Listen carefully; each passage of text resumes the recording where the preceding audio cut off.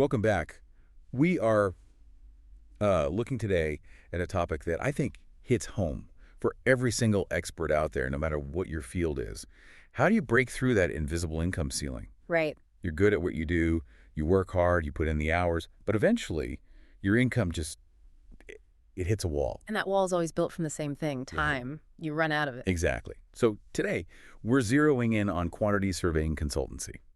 It's a field that's, defined by meticulous detail, but the principles we're about to unpack are, I think, universal.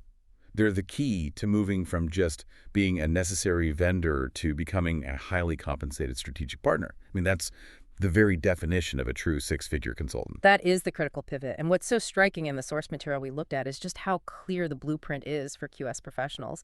But you're right, it's really a masterclass for any specialized consultant. It shows that the path to, massive income leverage isn't about working longer. It's about a really profound strategic shift in what you work on. And maybe more importantly, how the client sees that work. Precisely. So our mission is direct. We need to systematically break down the specific, definitive differences between the tasks that, just pay the bills, The baseline stuff? the baseline work, and the tasks that create immense professional leverage, the stuff that lets you bill for immense value. I think that's the perfect way to frame it. It's the difference between doing a job that has to be done versus solving a really expensive systemic problem that, frankly, only a few people can even see, let alone fix. And for you, the listener, the core question to keep in mind throughout our discussion is this. Why do clients pay wildly different rates for the exact same amount of time? You could have two experts, same degree, same years of experience. One gets paid 5 times more than the other. Why? The answer, according to our sources, is it's startlingly simple on the surface, but it's so hard to actually execute. It is. It all comes down to the difference between typing the high-volume execution work and thinking the high-leverage insight work. And that framework, that separation between the volume of your labor and the impact of your insight, that's what defines the entire transition. It's how you go from a capped income to basically unlimited potential in any consulting field. Okay, let's unpack this. Let's start with the foundation. Here. Every QS consultant, and really every professional, Yeah. you have to master the fundamentals first. Of course. This is the operational backbone of any big project. The problem, as we see in the sources, is that this baseline work is exactly where 90% of consultants get stuck. They get stuck doing what we're calling the tactical tasks. Right. And these tasks are crucial, let's be clear. They're essential for a project's mechanics. Absolutely. The project doesn't happen without them. But they just do not translate into premium pricing. They don't give you strategic authority. And we really need to spend some time here. Because recognizing these tasks and, more importantly, understanding their built-in limitations, that's the absolute first step to moving past them. There are 7 core tactical activities that define that baseline competence, and they're also the main reason incomes get capped. So first on the list, the absolute bedrock of the profession. BOQs, the bills of quantities. And this is, it's the really mechanical, meticulous stuff, isn't it? It's the process of quantifying every single material, every piece of labor, every subcontracted bit needed for a project. It's just a massive exercise in accuracy. Pure brute force accuracy. That's the value.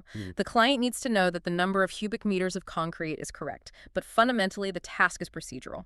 It's counting. It's very skilled counting, but it's counting.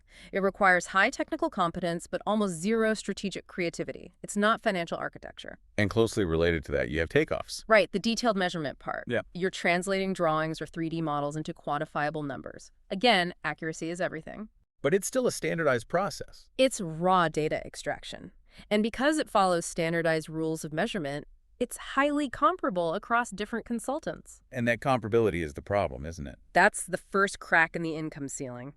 If everyone can do it to the exact same standard, the price is just dictated by whoever bids the lowest. Then you've got cost estimates, standard financial projections. And again, these are often procedurals, especially early on. They rely on historical data, standard cost books. The client needs a quick budget check for a typical project. This is the task they buy. But crucially, the consultant is just inputting known variables. They aren't creating new commercial outcomes. Next up, a necessary step, but again, tactical, pre-tender reviews. This is quality control. It's checking documents for basic completeness and consistency before the tender process starts. It's necessary triage. Making sure all the boxes are ticked. Exactly. Are all 50 documents there? Do the schedules line up? It's a filtering task to reduce admin error. It's preventative maintenance, not strategic design. And then, once a project is running, consultants get trapped managing variations. This is probably what most people think a QS does all day. And it is the absolute definition of reactive work. It's firefighting, dealing with scope creep, client changes, delays. The cleanup crew. The cleanup crew is a perfect way to put it. Every variation is a necessary transaction. But when you spend all your time here, you are only ever reacting to mistakes or changes that have already happened. You didn't design the system to prevent them. There's also just the sheer volume of document preparation. All the administrative work, producing schedules, drafting reports, payment certificates, making sure everything is filed correctly. It's essential communication. It is, but it's execution-based. It's the paperwork that ensures compliance. It rarely contains the kind of original high-level insight that clients pay millions for. And finally, the big catch-all category, ad hoc commercial support. This is the day-to-day stuff. Answering quick questions, popping into meetings to give some cost feedback, managing small issues. It's the being available factor. And clients appreciate that. They do. They appreciate the responsiveness. But the work is fragmented. It lacks the deep focus needed to tackle a systemic weakness. It's helpful, but it's not leveraged. So let's get to the core finding from the sources on this. They say these tasks pay, but they cap your income and your authority. We need to really explore that. Why do these necessary tasks stop you from becoming a six-figure consultant? The first, and I think the most debilitating factor, is what you touched on earlier. It's the labor trap. When a client hires you for a BOQ, they're buying hours of detailed labor. They're buying volume and accuracy. So their main metric for you is time and output. Instantly, which puts you in direct competition with every other QS who can deliver a similar level of accuracy. And if the client is just buying your time, they are, by definition, incentivized to pay as little as possible per hour. The equation is simple. Time spent equals money earned. So to make more, you have to find more hours. Which is a losing game. And this leads right into the second problem, the commodity factor. As the source material points out, clients value labor less than they value insight. Tactical work is judged on standard criteria. So if 100 people can produce the same accurate document following the same rules, then the price isn't driven by how scarce the knowledge is, it's driven by how abundant the skill set is. the service becomes a commodity. And that forces price competition, which is just the death knell for premium billing. And on top of that, if you're always doing these tactical tasks, you're sort of stuck in an execution-only role. That's right. Think about the project phase limitation. Consultants hired for this stuff, variations, documents, quick estimates are usually brought in after the big strategic decisions have already been made. The contract type, the procurement structure, all the big stuff is set in stone, So you're just executing someone else's strategy. which massively limits your potential impact and, crucially, your authority. If you're brought in late, you can only manage the consequences. You can't design the system that prevents disaster in the first place. You're purely reactive, and the client's perception of you is key here. If they always see you managing the daily commercial firefighting, they see you as an efficient administrator. Necessary, but replaceable. Exactly. You don't have the executive presence to set major commercial policy, so your authority stays low, and your billing rate reflects the competitive market for competent admin labor, not irreplaceable strategic knowledge. That tactical ceiling is very real, and the only way out is a complete shift in what you offer. It explains perfectly why the time-beat model always hits a wall. You just can't charge $1,000 an hour for documentation when the market knows that documentation is a commodity. You have to change the conversation away from the document and onto the outcome. So we've established the ceiling. We know what keeps people stuck. Now, how do we fundamentally change that value equation? This is the part about the real breakthrough, the pivot from being a transactional contractor to a strategic leader. It's the difference between being the person hired to calculate and becoming the indispensable partner who actually dictates the project's financial future. And that transition, it demands so much more than just renaming your services on a website. It's about offering solutions that don't just manage the existing process, but actively design, guarantee, and optimize the commercial outcomes. The six-figure consultant in this space needs What? a much broader skill set. A much deeper, more synthesized expertise. It has to span the mechanics of QS, but also legal risk management, financial engineering, and executive governance. You're moving from the measuring tape to the boardroom. Let's get into the 7 definitive high-value strategic activities that justified that exponential price increase. And for each of these, let's really stress why the complexity demands a fee that's 2 to 5 times higher. Okay, starting with the first one, cost assurance. This is the leap from estimation to financial guarantee. Estimation is a forecast. Right, a forecast based on a moment in time. Assurance is about setting up the entire financial architecture to guarantee the final cost falls within acceptable limits. Hold on. If you're talking about financial certainty, aren't you stepping on the toes of the CFO or the financial controller? That seems like a really tough political line to walk inside a client's organization. That is a brilliant point, and it's exactly why this is a strategic role, not a tactical one. The QS consultant isn't replacing the CFO. They're providing the specialized construction finance bridge that a typical corporate CFO just doesn't have. They position themselves as the expert who ensures the construction arm of the business is meeting its fiduciary duties. Okay, so what does that assurance look like in practice? What are you actually doing? It means you're integrating schedule risk with cost models. You're using techniques like Monte Carlo simulations to stress test the budget against different delay scenarios.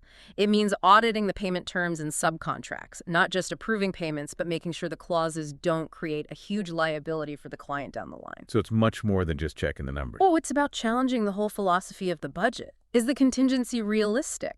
Is it properly governed? The client is paying for governance and certainty, which is invaluable to an executive team terrified of market surprises. Okay, next, let's pivot to tender strategy.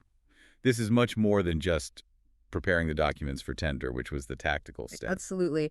Tender strategy is the architectural phase of the whole competitive bidding process. It means determining the optimal contract structure.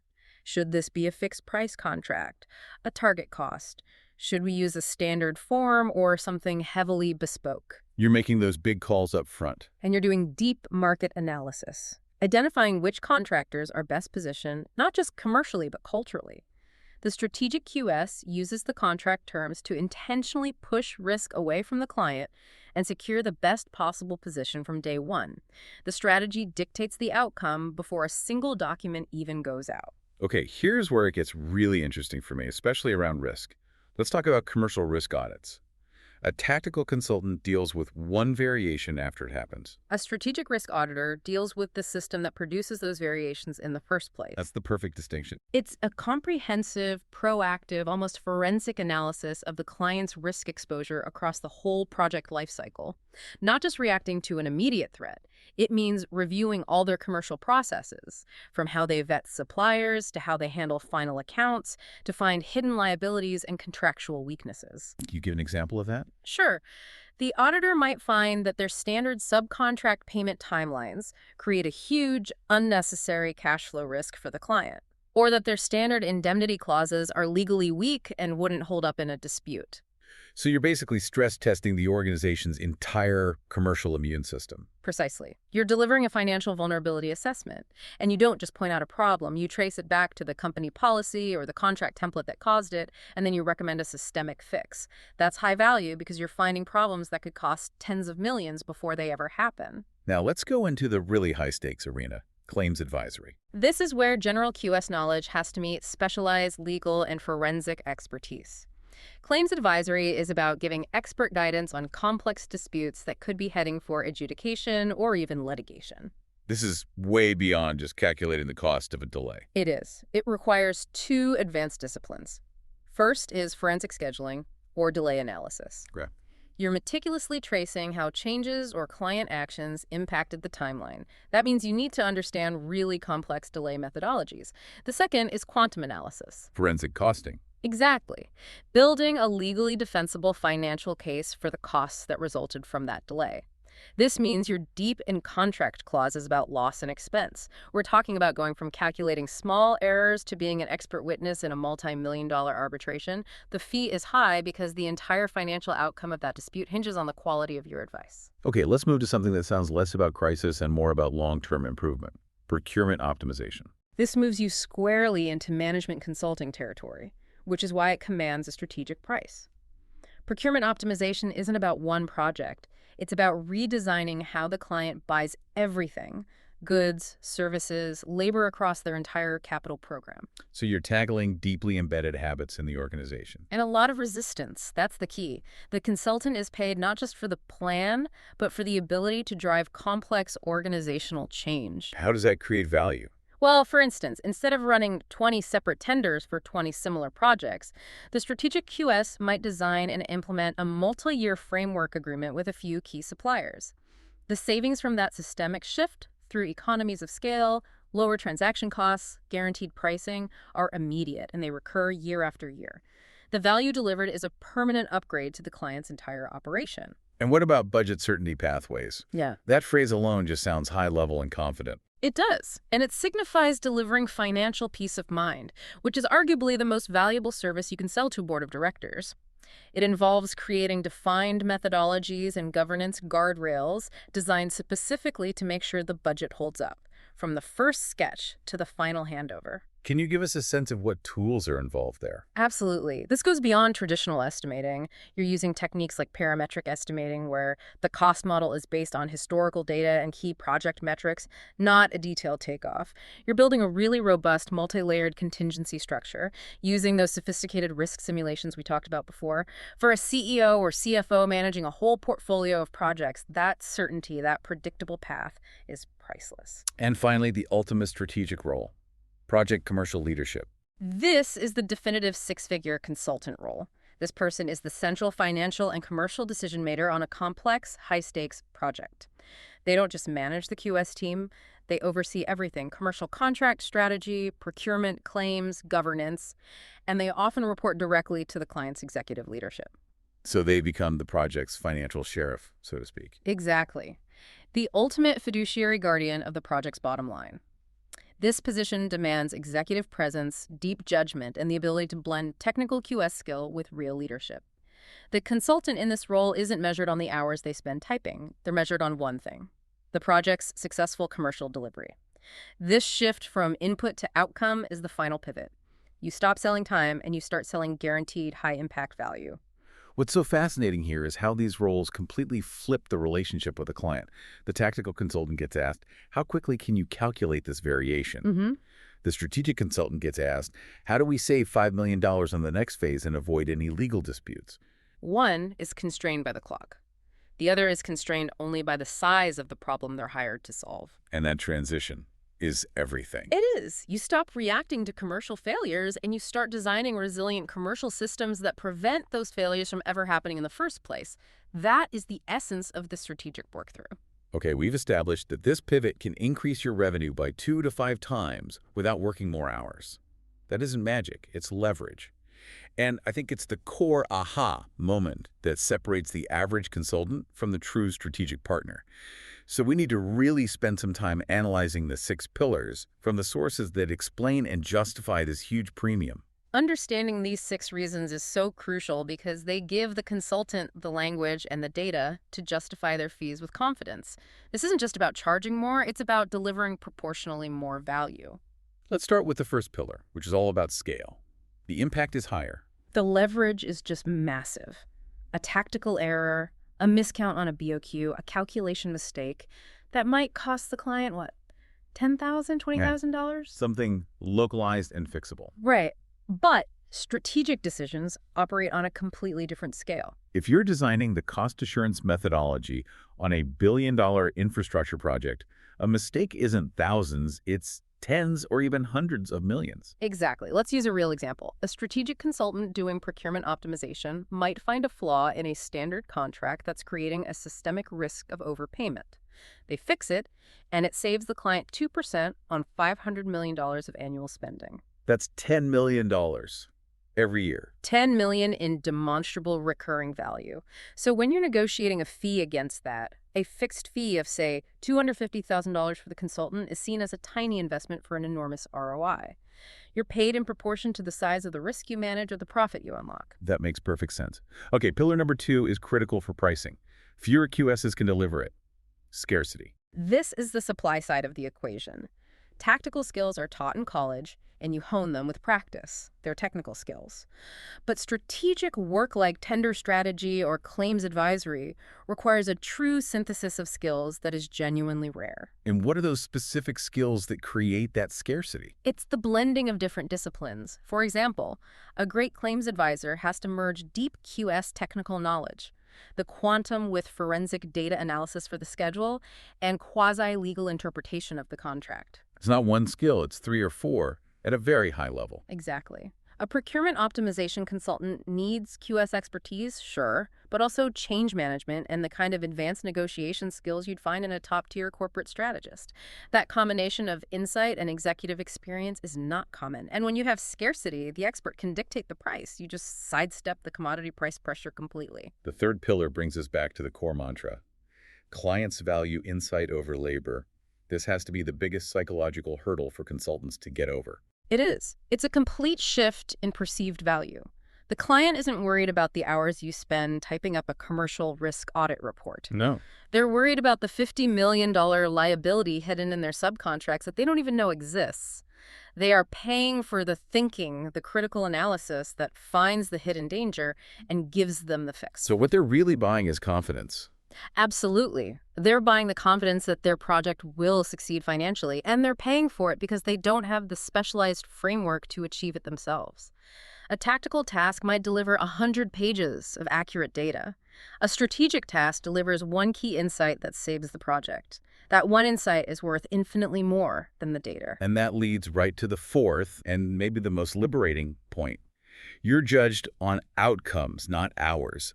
This is the escape hatch from the time for money trap. This changes the entire economic model of your business. If you spend 10 hours on a tactical task, you bill for 10 hours at a capped hourly rate. But if a strategic consultant spends that same 10 hours redesigning a contract structure to save the client $5 million, they can legitimately bill a fixed, value-based fee that's orders of magnitude higher. Because the fee is tied to the result, not the time it took. Precisely. It moves from time and materials to a guaranteed success model. This is how all true premium consultancies operate. By focusing on outcomes, the six-figure consultant's time becomes leveraged. You get paid for the lifetime value of the solution, not the time spent building it. The fifth pillar is all about influence. You get brought in earlier. And this is a huge signal of executive trust. Tactical consultants, as we said, they react to problems that are already happening. Strategic consultants, especially those doing budget certainty pathways or tender strategy, they're involved at the very earliest stages. Feasibility, conceptual design, initial contract strategy. And being there at the start lets them shape the strategy and prevent problems before they can even start. And clients know that, they recognize that, and they will reward it. They know fixing a commercial flaw late in the game is 10 to 100 times more expensive than preventing it at the start.